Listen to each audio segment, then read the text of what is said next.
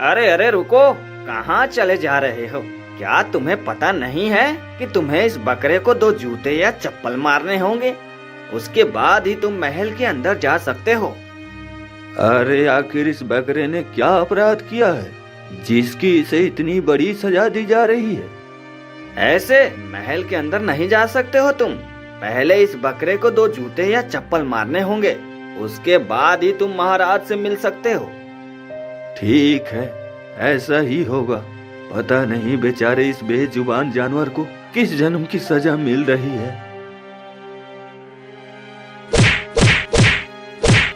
आप यहाँ सोच रहे होंगे कि आखिर बकरे ने ऐसा कौन सा गुनाह या कौन सा अपराध कर दिया जिसकी वजह से इसे ऐसी सजा मिल रही है। यह जानने के लिए थोड़ा पीछे चलते हैं और जानते हैं आखिर इस बकरे को ऐसी सजा क्यों मिली। एक दिन महल में एक रिसीवर आते हैं।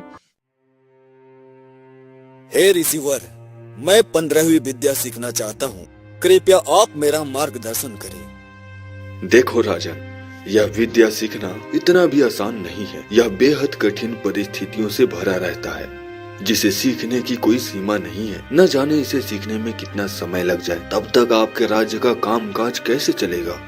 आपके लिए अच्छा यही होगा कि 15वीं विद्या सीखने का ख्याल अपने दिमाग से निकाल दे। नहीं नहीं रिसीवर, चाहे 15वीं विद्या सीखना कितना भी कठिन कार्य क्यों न हो, चाहे इसे सीखने में कितना भी समय क्यों न लगे, मैं अवश्य ही समय निकालूंगा। कृपया करके आप मुझे रास्ता दिखाइए। ठीक है, यहाँ से बहुत दूर हिमालय पर्वत के पास एक बहुत ही घना और भयंकर जंगल है। उस जंगल के बीच में अमरदेव की कुटिया है। उस कुटिया को आपको ढूंढना होगा। इस बात का ध्यान रखना कि जंगल में घोड़ा नहीं जा सकता। घोड़ा जंगल के बाहर छोड़ना होगा। कुटिया में आपको अमरदेव तपस्या करते हुए मिलेंगे। बाबा स्वभाव में काफी कठोर है। अगर वह तपस्या में लीन हो तो उनकी तपस्या भंग मत करना, नहीं तो वो आपको श्राप भी दे सकते हैं। इसलिए बाबा की तपस्या पूरा होने का इंतजार करना। अगर बाबा को दया आ गई तो वह 15वीं विद्या जरूर सिखाएंगे। इतना कहने के बाद रिसीवर वहाँ से चले गए। राजकुमार, मैं 15वीं विद्या सीखने जा रहा हूँ। मैं जब तक न लौटूं तब तक तुम अपने राज्य का ख्याल रखना। हमारे राज्य में किसी भी व्यक्ति की कोई समस्या नहीं होनी चाहिए। ठीक है पिताश्री, आपके लौटने तक मैं अपने राज्य का अच्छे से ख्याल रखूंगा। आप बेफिक्र होकर जाइए।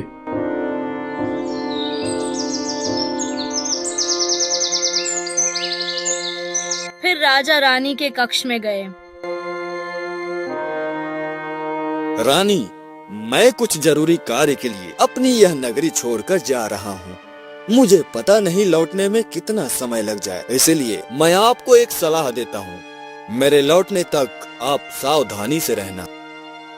महाराज, मैं तो आपके दर्शन किए बगैर पानी तक नहीं पीती। भला इतना लंबा समय आपके बिना मैं कैसे बिता पाऊंगी, जिसमें आपके आने की कोई समय सीमा भी निश्चित नहीं है। कृपया आप मुझे अपने साथ लेकर चलिए। नहीं रानी, मैं आपको अपने साथ नहीं लेकर जा सकता, क्योंकि मैं जिस कार्य के लिए जा रहा हूँ वहाँ स्त्रियों का जाना वर्जित है। कृपया आप मेरे काम में बाधा न डालें। आपको तो पता ही है महाराज, आपके दर्शन के बिना मैं पानी भी नहीं पीती।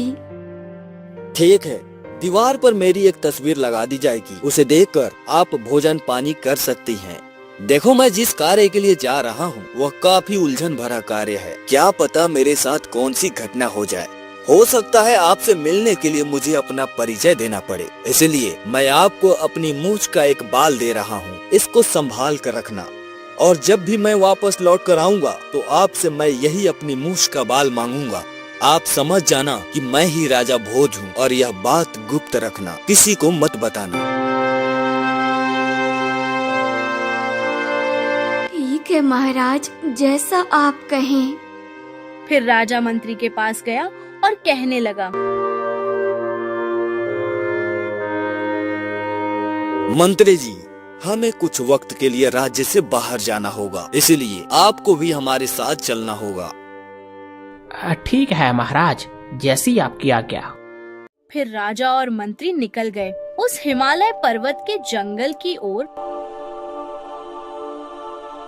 एक हफ्ते बाद वहाँ उस जंगल के पास पहुँच गए।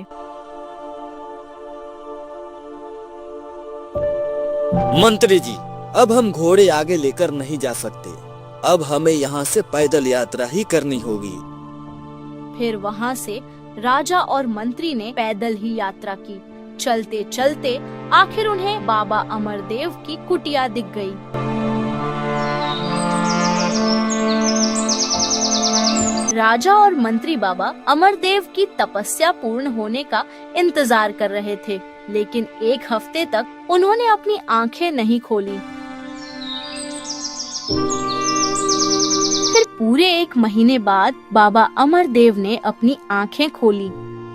बच्चों, आप लोग मेरे पास इतना कष्ट उठा कर आए हो, यहाँ अभी तक कोई भी नहीं आ पाया है। लगता है तुम्हें अवश्य ही कोई जरूरी काम होगा।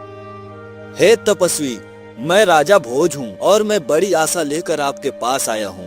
मेरी समस्या का समाधान करें। बोलो राजन, क्या समस्या है?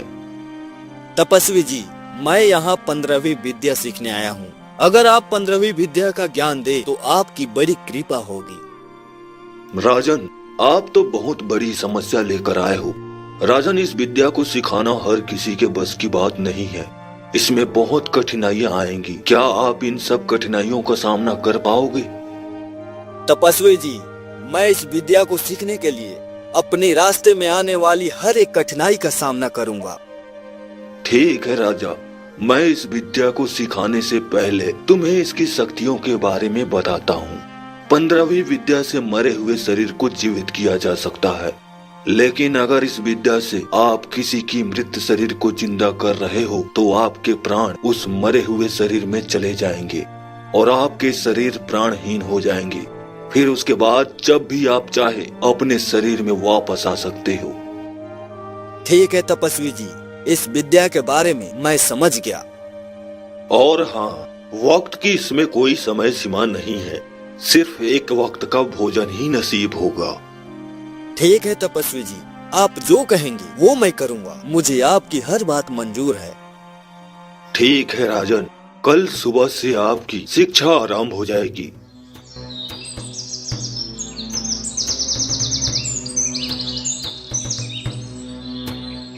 राजा भोज की 15वीं विद्या सीखने का सिलसिला जारी हो चुका था। जब राजा भोज को तपस्वी मंत्र सुना रहे थे, तब मंत्री जी भी मंत्रों का जाप कर रहे थे। ऐसे करते करते पूरे 6 माह बीत चुके थे। तब तपस्वी ने कहा,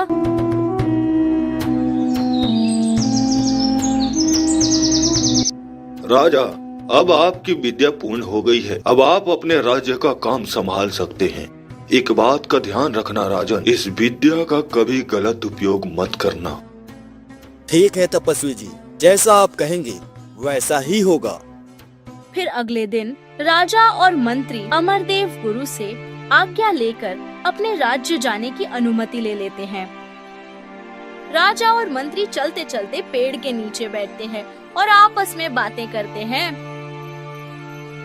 मंत्री जी, क्या बात है? आप बड़े गुमसुम से लग रहे हो।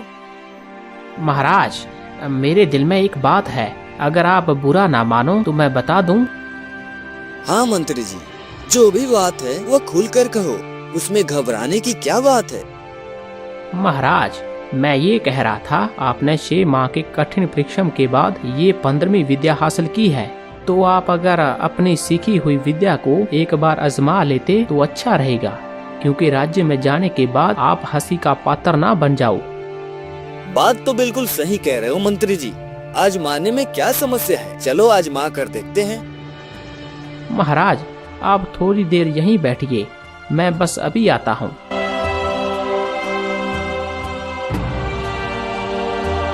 मंत्री थोड़ी दूर गया तो उसे एक मरा हुआ तोता दिखाई दिया।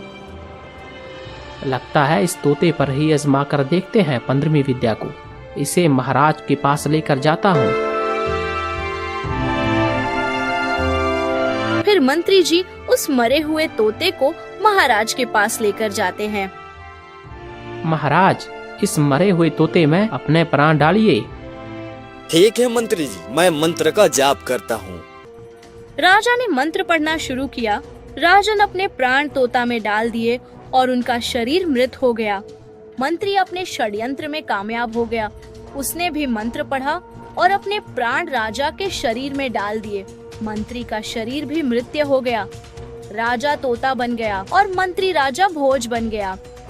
अरे मंत्री जी, यहाँ आपने कैसे किया और आप मेरे शरीर में क्यों आए हो? महाराज, मैं भी अपनी विद्या आजमा रहा था, जो कि मैंने चोरी चोरी आपके पीछे बैठकर सीखी है। अरे मंत्री जी, आपने मेरे विरुद्ध जाने की कोशिश भी कैसे की? इस बात का दंड आपको दरबार में दिया जाएगा। मंत्री जी, आप अपने शरीर में वापस जाओ और मैं अपने शरीर में वापस आता हूँ। महाराज, क्या मैं आपको मूर्ख नजर आता हूँ जो मैं अपने शरीर में वापस जाऊंगा? अरे बड़ी ही मुश्किल से तो मुझे राजा बनने का मौका मिला है। इस अवसर को छोड़कर मैं नहीं जा सकता। अब मैं भी वह सारे अवसर प्राप्त करूंगा जो एक राजा करता है। अब तुम एक तोते हो, रुको अभी मजा चखाता हूँ। जैसे ही मंत्री, जो कि महाराज के शरीर में था, तोते को मारने की कोशिश करता है, लेकिन तोता उड़कर भाग जाता है जो राजा था। मैंने जिस मंत्री पर इतना भरोसा किया, आखिर उसी ने मेरे साथ गद्दारी की। अब मैं इसका कुछ कर भी नहीं सकता हूँ, क्योंकि मैं एक तोते के शरीर में हूँ।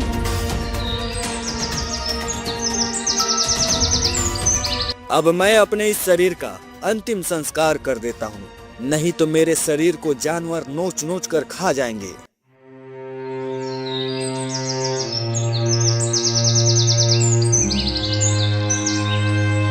मंत्री, जो कि राजा के शरीर में था, 1 हफ्ते की पैदल यात्रा करने के बाद वहाँ राजा भोज के राज्य में पहुँच गया। रानी सत्यवती बहुत खुश हो गई थी, क्योंकि राजा बहुत समय के बाद लौट कर आए थे। आरती की थाली लेकर उनके स्वागत के लिए आई। क्या बात है महारानी, आप मुझे देखकर खुश क्यों नहीं हुई? क्या बात है? हम 7 माह बाद आपके पास लौटे हैं। अरे हमारे नजदीक आइए, हमारी आरती उतारिए और खुशी खुशी हमें अपने कक्ष में ले चलिए। महाराज, मैं आपकी आरती भी करूंगी और खुशी खुशी आपको अपने कक्ष में भी लेकर चलूंगी। किंतु आप पहले हमें यह बताइए, जब आप जरूरी कार्य से जा रहे थे तब मुझे आप क्या कहकर गए थे? रानी, ऐसी बेवकूफ भरी बातें आप पर शोभा नहीं देती। भला 7 माह की छोटी मोटी बातें याद थोड़ी रहती हैं। अरे आप हमारी आरती उतारिए। कभी नहीं, पहले मुझे आप वह बात बताइए जो 7 माह पहले मुझे कहकर गए थे, तभी हम आपको अंदर आने की अनुमति देंगे। आखिर महाराज ने ऐसी कौन सी बातें कही थी रानी को जाते समय, जो सिर्फ इस बात पर अड़ी है कि जब तक मैं उस बात का जवाब नहीं देता वो मेरी आरती भी नहीं उतारेंगी और मुझे यहाँ से जाना पड़ेगा। अरे महारानी, आपको यह क्या हो गया है? यह आप कैसी बातें कर रही हैं? अब याद नहीं है तो याद नहीं है, भला उसमें मैं क्या कर सकता हूँ? आपको अगर आरती ही नहीं उतारनी है तो मैं यहाँ से चला जाता हूँ। रुकिए महाराज, आपके साथ मंत्री जी भी तो गए थे, भला वह कहाँ हैं? वो आपके साथ नहीं आए।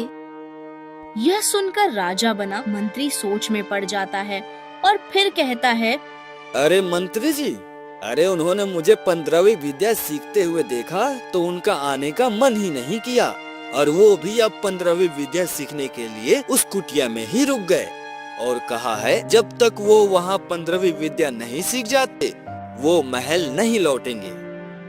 भला मंत्री जी को 15वीं विद्या सीखने की क्या जरूरत थी? वह मुझे नहीं पता। हम इतनी लंबी यात्रा तय करके आए हैं, हमें थकान हो रही है। आप अगर आरती नहीं उतारना चाहती हैं, तो हम जा रहे हैं कक्ष में आराम करने के लिए। इतना कहने के बाद राजा बना मंत्री गुस्से में वहाँ से चला जाता है, क्योंकि उसकी डाल अब नहीं गलने वाली थी। अब ऐसे ही रात हो गई। राजा बने मंत्री को नींद नहीं आ रही थी। अरे अगर वह तोता किसी भी तरह से इस राज्य तक पहुँच गया तो मेरे सारे भेद खोल देगा। मुझे उस तोते को मरवाने की कोई न कोई योजना बनानी होगी।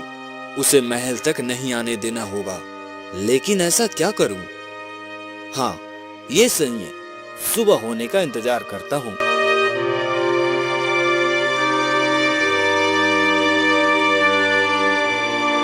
अगले दिन जब सुबह हुई, तोता बना हुआ राजा अपने आप से कहता है, पता नहीं वहाँ दुष्ट क्या कर रहा होगा, मेरे पूरे राज्य को तहस नहस कर रहा होगा। हे प्रभु, यहाँ कैसी विद्या है जो मैं खुद ही इसके जाल में बुरा फंसा हूँ। मैं ऐसी हालत में हूँ कि मैं कुछ कर भी नहीं सकता। अब मुझे ही कुछ ना कुछ करना होगा, नहीं तो पता नहीं वहाँ दुष्ट मेरे राज्य के साथ क्या गुल खिलाएगा। पता नहीं भगवान मेरी रानी उस दुष्ट का साथ दे रही होगी।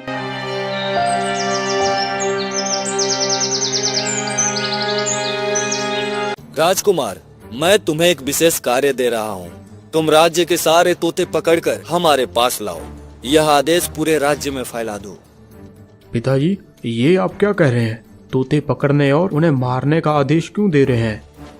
यह कोई साधारण आदेश नहीं है राजकुमार।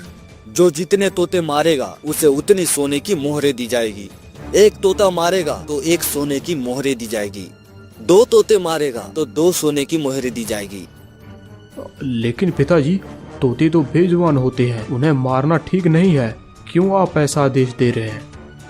राजकुमार, तुम अभी समझ नहीं रहे हो। यह आदेश मैं राज्य की भलाई के लिए दे रहा हूँ। तुम्हें जो काम दिया है उसे पूरी ईमानदारी से करो। पिताजी, क्या आप सच में समझते हैं कि यह सही है? तोते भी जीवित प्राणी हैं, उनका क्या दोष है? क्या उनका जीवन इतना सस्ता है? मैंने जो कहा है वही करना होगा। तुम्हारे सवालों का कोई मतलब नहीं है, तुम बस आदेश पूरा करो। ठीक है पिताजी, जैसा आप कहेंगे मैं वैसा ही करूँगा। इतना कहने के बाद राजकुमार वहाँ से चला गया और एक जगह खड़ा होकर कहने लगा, ये क्या हो रहा है? आखिर पिताजी ने ऐसा आदेश क्यों दिया है? मैं ये नहीं कर सकता, मैं तोते नहीं मार सकता। मुझे तो कुछ गड़बड़ लग रही है। पिताजी ने तो मुझे कभी भी ऐसा आदेश नहीं दिया था। अब ये क्या हो रहा है? अब मुझे कुछ समझ नहीं आ रहा। मुझे समझदारी दिखाते हुए यह आदेश नहीं देना है। राज्य में और पिताजी से कह दूंगा कि आदेश दे दिया है।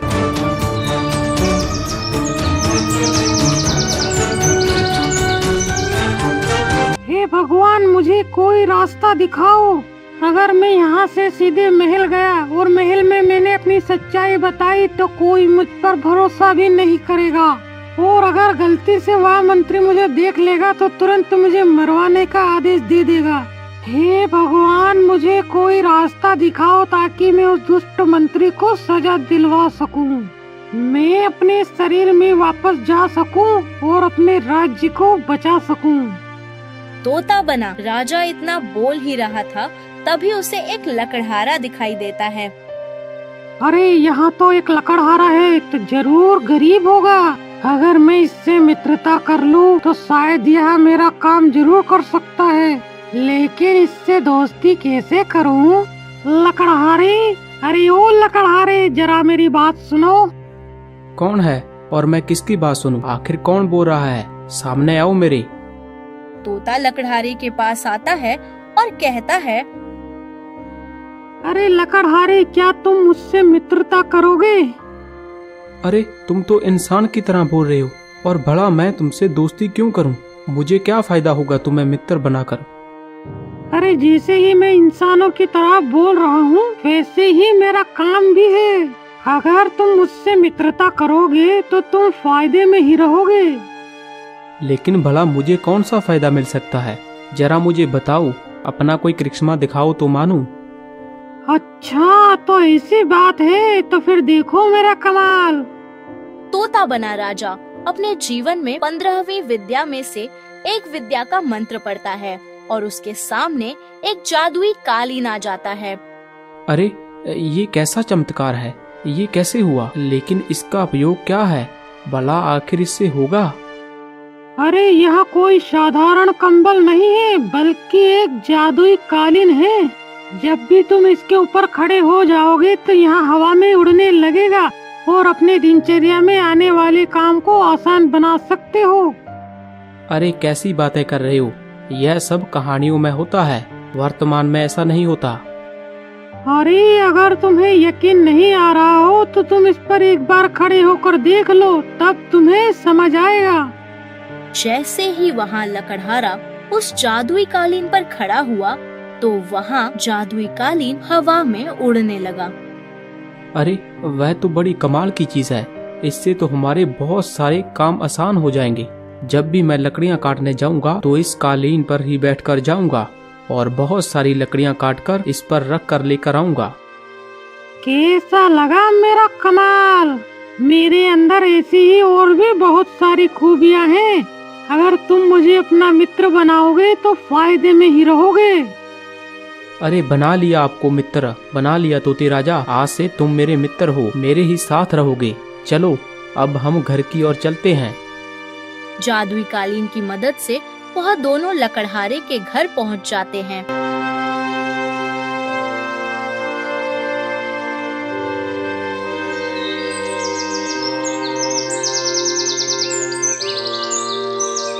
अरे मुझे लकड़ियाँ बेचने बाजार जाना है, मुझे बहुत समय हो गया है।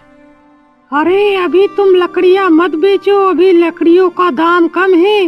2 दिन बाद लकड़ियों का दाम बढ़ जाएगा, उस समय तुम लकड़ियाँ बेचना। तुम एक ही बार में माला माल हो जाओगे। अच्छा ऐसी बात है क्या? तो फिर देखते हैं क्या होता है। फिर ऐसा ही हुआ। जब उस लकड़हारे ने 2 दिन बाद लकड़ियाँ बेची तो वहाँ एक ही बार में माला माल हो गया। अरे वाह तोते राजा, यह तो कमाल हो गया। तुमने जैसा कहा था बिल्कुल वैसा ही हुआ। लकड़ियाँ लगभग 10 गुना दाम बिकी हैं। मैं तुम्हारे लिए कुछ करना चाहता हूँ, बताओ तुम्हारे लिए क्या करूँ? ठीक है, मैं अपने बारे में आपको सब कुछ बताता हूँ, लेकिन आप वादा करो आप किसी को नहीं बताओगे। तुम मुझ पर विश्वास करो तोता, मैं किसी को नहीं बताऊंगा। मैं कोई तोता नहीं बल्कि एक राजा हूँ। फिर तोते बने राजा ने अपनी पूरी कहानी बता दी।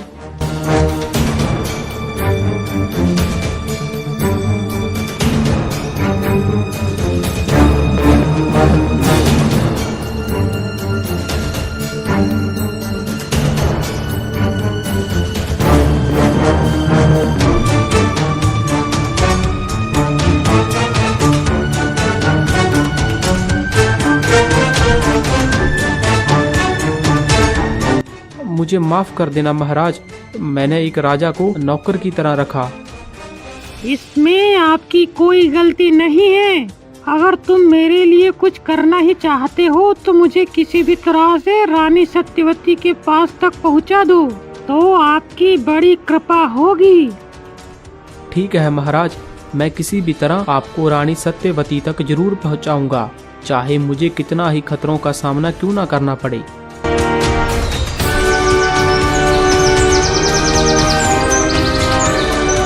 अगली ही सुबह लकड़हारा तोते को झोली में छुपाकर ले जाता है महल की ओर।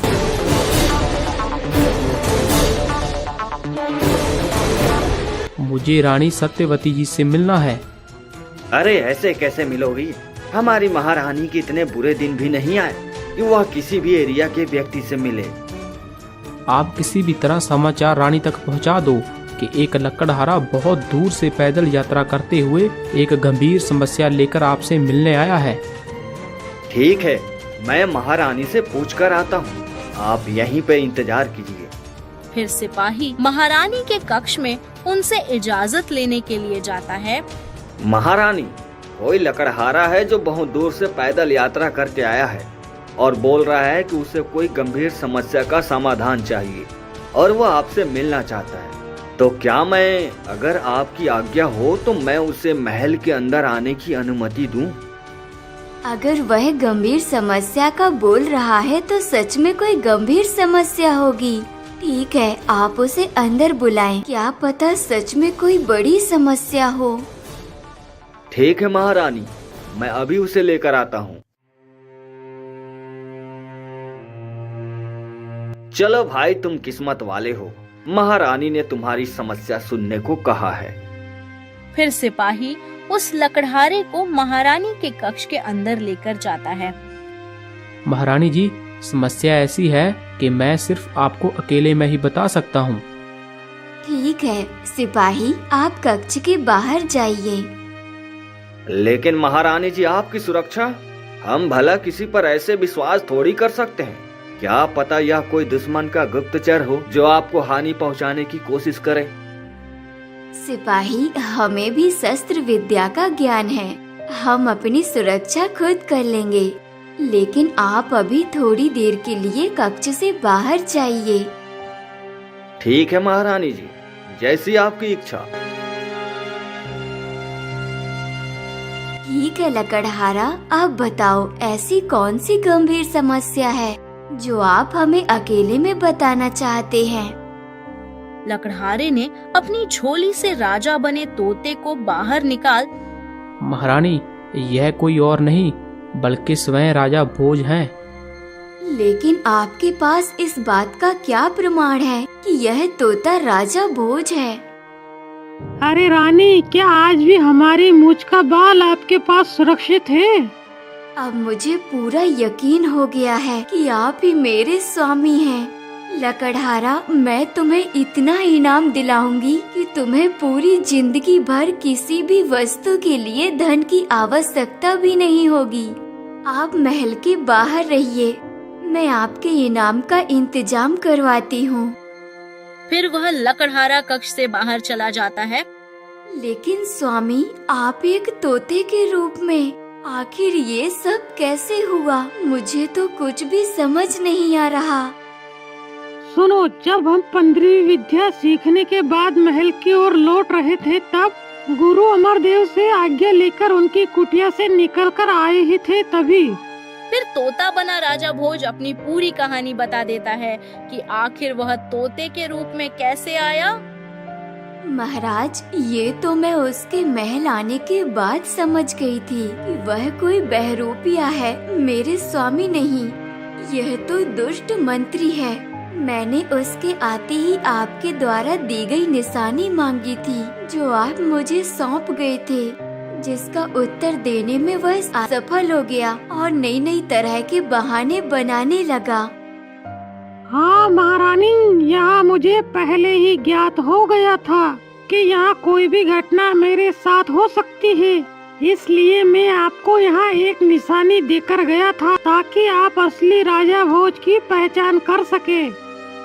महाराज, आप 15वीं विद्या प्राप्त राजा हैं, तो आप ही इस समस्या का समाधान कीजिए। देखो रानी, सिर्फ लकड़हारे को और आपको ही पता है कि मैं राजा भोज हूँ। आगे की योजना कुछ इस प्रकार से है। राजा ने पूरी योजना रानी को बता दिया कि आखिर कैसे क्या करना है।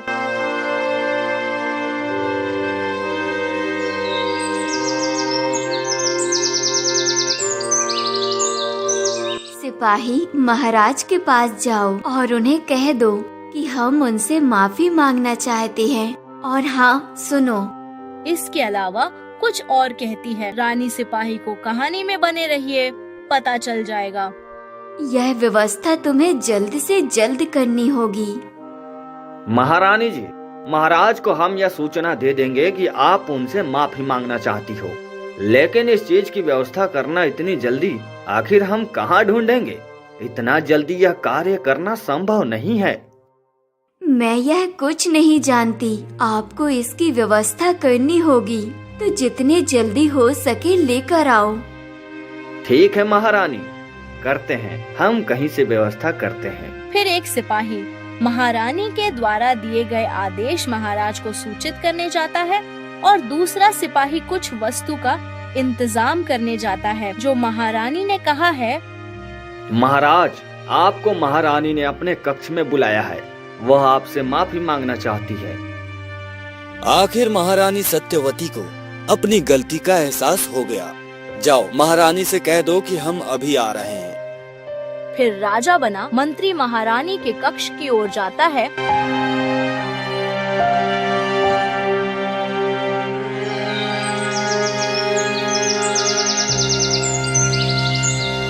महाराज, मैं अपनी गलती पर शर्मिंदा हूँ जो मैंने आपको महल में प्रवेश करने से रोका, किंतु आप तो यह भली भांति जानते हैं।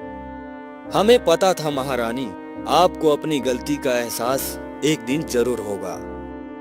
आप तो जानते ही हैं महाराज, मैं एक पतिव्रता स्त्री हूँ, इस कारण मुझे फूंक फूंक कर कदम रखना पड़ता है।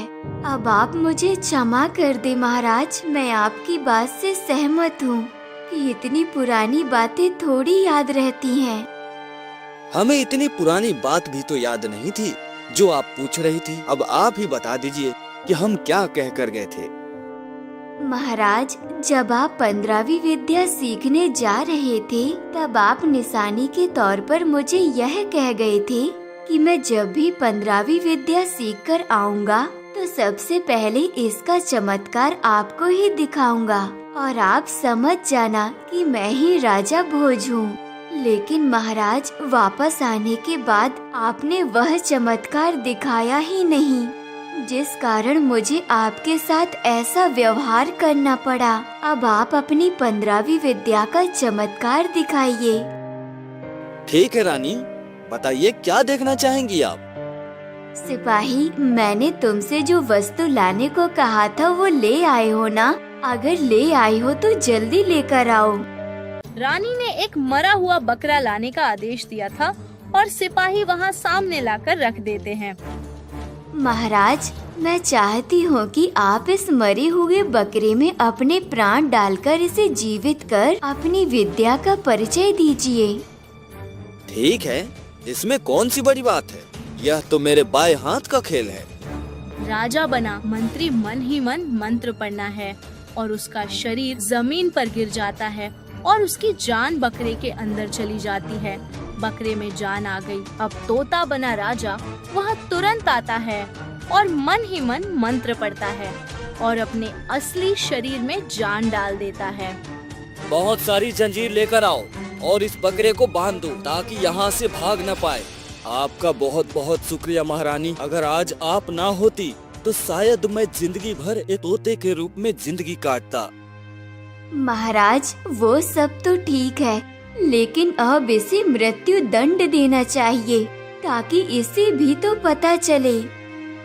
नहीं महारानी, इसे मृत्यु दंड नहीं दिया जाएगा, बल्कि इसे ऐसी सजा दी जाएगी जो इसे हर पल याद रहेगी और यह जिंदगी भर वह सजा भुगतता रहेगा। इस महल के बाहर इसे बांध कर रखते हैं और जो भी महल के अंदर आएगा इसे 2 जूते या 2 चप्पल मारकर ही आएगा जब तक इसके प्राण नहीं चले जाते।